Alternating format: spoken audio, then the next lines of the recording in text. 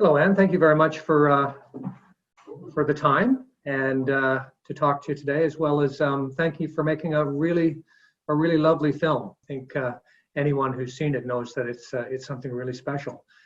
Before we start, maybe I could just ask you to tell us a little bit about yourself. Sure. Well, hi, James, and thank you so much for having me for this interview.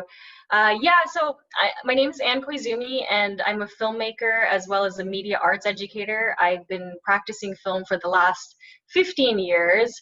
I was born and raised in Calgary, Alberta. My education is in film production. I did my undergrad at UBC in Vancouver and my master's at York University in Toronto. And I've really been teaching for as long as I've been practicing making films. I was very involved with the Animation Society in Calgary, Alberta, working with marginalized youth and creating animations with them, really from concept to release. And I'm also now working at the National Film Board of Canada. I develop educational resources around new NFB productions. And while I'm doing that, I independently make my own film projects. And so that's In the Shadow of the Pines. Oh, can I ask you, what made you choose clay animation as sort of your vehicle for expression? That's a good question. As a kid, I used to play by myself a lot, and I guess you could say that I was pretty introverted. I loved making things, assembling things, building things with Lego. And so, but I think where it really started was in high school. We were studying sculpture, and there was a 2D print of Van Gogh's bedroom. And, part of the assignment was to create a three-dimensional form out of a 2D image. And so I made a miniature set of Van Gogh's bedroom.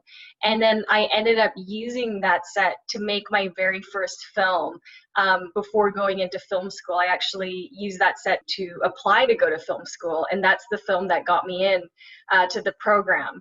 And really, I learned how to make animation through a book. I borrowed it from the library. It was written by the Aardman Studios.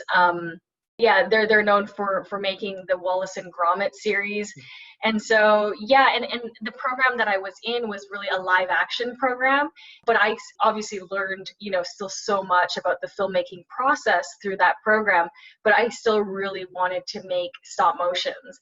And I think it just really has to do with like the working with the hands, the building, the sets, building the puppets. And that's part of the process that I really love. So, so I just continued from there. So.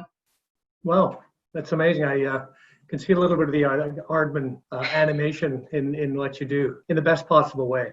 I was going to ask you, since your success with The Prairie Story in 2006, and the new project In the Shadow of the Pines, I know you've spent a lot of time as an educator in that time, but I was going to ask you as well, there seems to be a much higher level, I think, of sophistication in the filmmaking between those two. And I just wanted to ask you what that process was.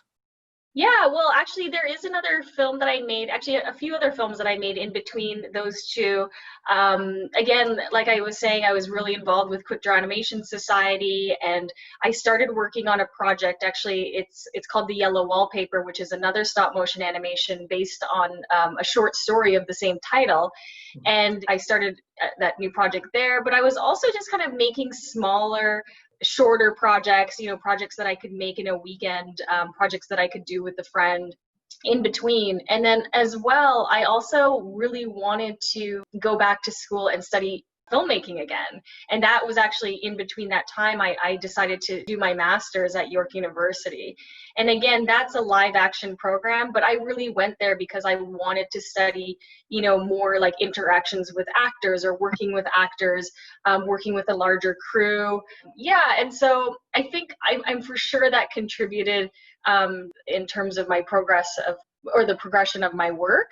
And then I was able to finish the yellow wallpaper after I finished my master's. So, and then of course I made numerous short live action films in between then. And I do feel that like studying other genres of filmmaking really helped contribute to this project, you know, even in terms of studying, you know, I absolutely took some documentary filmmaking classes in my master's program, and I think that really helped me better understand that genre, but what you can do with that genre. So with the film being an animated documentary, I think that really contributed to that. Mm-hmm. Specific to the film itself, I wanted to ask you, you know, was there a moment in your own life that sort of triggered that realization when you sort of went from shame that you felt about your father to, I guess, a certain amount of shame about your feelings of embarrassment about him? Yeah, for sure. I think that moment was probably when my father passed away. That was about 8 years ago in June. And then I was responsible for writing as well as reading his eulogy. And, you know, when I was going through the writing process, I really reflected on his life, and I reflected on you know, everything, basically his life in Canada. And as I was looking at that time, I just realized most of that time was spent working. You know, he had a full-time job working at the school that I attended, but he also had a part-time job in the evenings where he would clean a building. And so when I thought about that, I just realized, you know, the thing that caused me so much shame, like his career as a janitor, that's what provided me the opportunities to do what I want to do, which is, you know, to be a filmmaker. And so I think that moment when I was writing the eulogy, I just realized how much guilt I had in regards to those feelings of shame around who he was. The film is really, it's beautiful. It's really heartbreaking and, you know, heartrending. And, you know, it must have been a very emotional experience for you to make it. I want to ask you, what was your family's reaction to the film? Yeah, it was a really emotional process, obviously, for me. But, you know, even in the early stages when I was doing my research, you know, one of the first things I did, and really that was making a documentary, was to interview, you know, the people who knew him well and the people who were closest to him, which were like my family members. So it was, you know, my brother, my sisters, my mom. And, you know, I interviewed them individually, but through those conversations that we had, it was almost like we were going through our grief. You know, it was a way of, you know, talking about the loss and talking about him not being around and reflecting on his life. And so I think that in itself was really important for my family. But the film itself, you know, again, because with my siblings, we have this shared experience. They said that I was really able to capture a lot of their feelings in the story, and so they really loved it. And as for my mom, yeah, she really loved the film as well. She said that, you know, it was the best film that I've made to date, which I think maybe, you know, moms are supposed to say that, but no, she really meant it. She really loved the film, and I think it was touching for her to see that story. Oh, nice. You know, in the film, you express admiration for Japanese salarymen and Japanese educators, but at the same time, you have this embarrassment about your father's own sort of rough-hewn, sort of rural Japaneseness. And do you think this is reflective of many experience of second-generation Nikkei? Yeah, absolutely. I don't think it's necessarily isolated to second-generation Canadians. I think it's a shared experience of all, not, I shouldn't say all, but many second generation Canadians. You know, there's always that shame about your parents. It doesn't necessarily have to be that they're not who you want them to be, but there's always things that kind of embarrass you about them, or that, you know, you wish it were different, or that they were more like your friends' parents. So yeah, I definitely feel that the story itself resonates with Japanese Canadians, but just even based on the response that I've had on the film, yeah, I've had many second generation Canadians reach out and say how much it's resonated with them. Oh, yeah, interesting. I guess so. It's more universal in terms of the immigrant experience as opposed to just specific to the Japanese Canadian community. Yeah. Can you tell me a little bit about the significance of the framing sequences in the forest in the film and that matsutake mushroom? Yeah, yeah, absolutely. In terms of the way that I made the film, it was very organic. And I remember I was talking to my brother on the phone one day, and he was telling me about how him and his wife had gone mushroom foraging, and it reminded him a lot about, when Dad used to take us matsutake foraging. And I was like, oh, yeah. I was just like, oh, I was just thinking back to those memories. As soon as I got off the phone with him, I was just like, that's my next scene. And even, at that time, I didn't know, what the symbolism was or what it was going to mean. But, with matsutake, it's this rare and unique mushroom. It's a delicacy in Japan. And as I was going on this journey of, searching for my identity, I realized that, my identity is unique and it is rare, through my father's story. And ultimately, it's my father who's leading me to it. Yeah, in terms of my own childhood memories and how it relates to just me, searching for my identity. I guess that's the symbolism of it. Great, great. What is the message that you're hoping to send with this film? For me, making this film, it was really about being able to connect with my father who was no longer around, and I think what the message is that it's never too late to connect with the ones you love, even if they've passed away. For me, I was able to reconnect with my father through telling the story in a way that I was never able to connect with him when he was alive. I got to know him better through the people who knew him the best. And so I hope that is the biggest takeaway for people when they watch the film. Yeah, it really struck me that in making this film, you really created a wonderful gift to your father and to his legacy. And most dads should be so lucky. It was a gift for me as well. Is there anything that you'd like to say just to the JCCC and the Japanese Canadian community in a broader way? Yeah, for sure. My parents immigrated to Canada just under 50 years ago. And I know how important the Japanese community in Calgary were to my parents at that time. They didn't know anyone except a handful of people, and these people were the Japanese community. And they did so much to support my parents.